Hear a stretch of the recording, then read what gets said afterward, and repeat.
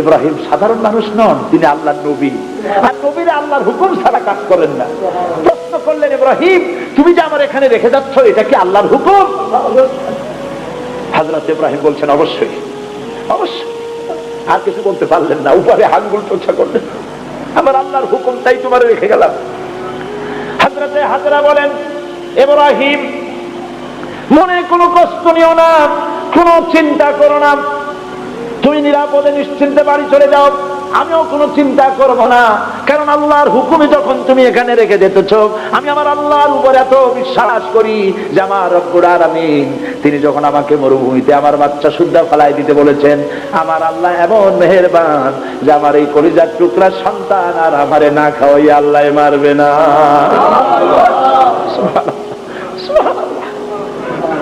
হযরতে হাজরা পানির জন্য দৌড়দৌড়ি করলেন, সাফা মারোয়া আপনারা জানেন, সব জানা কথা, সাফা মারোয়া দৌড়িয়ে দৌড়ি। এই যে পানির জন্য হাজরা দৌড়াইলেন, আল্লাহর কাছে খুব নাপছন্দ হয়েছে নাকি? এমন পছন্দ হইল আল্লাহর কাছে, কিয়ামত পর্যন্ত তার এই বান্দির আমল, এই দৌড় আল্লাহর কাছে এমন পছন্দ হয়ে গেল, কিয়ামত পর্যন্ত সমস্ত হাজীদের জন্য আল্লাহ ওয়াজিব করে দিল, দৌড়াও, আমার হাজরা যেমন দৌড়াইছে সেই রকম দৌড়াও।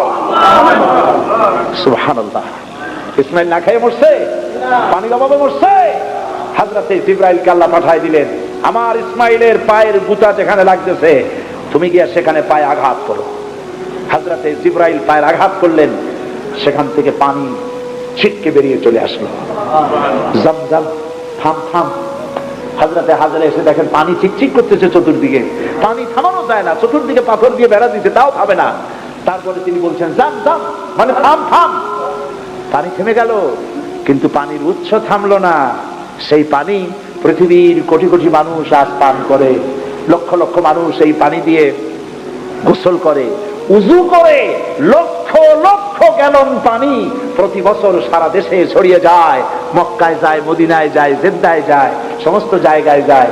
দরিয়া ফুরায় যাওয়ার কথা, কিন্তু কুয়া ফুরায় না। সুবহানাল্লাহ। আল্লাহর কুদরত কাকে বলে? এগুলো কি কপাল পোড়াদের কিসমতে হবে? কপাল পোড়াদের কিসমতে হবে? আল্লাহ পাক ইমানদার মুমিনদের জন্য সমস্ত নিয়ামত রেখে দিয়েছেন।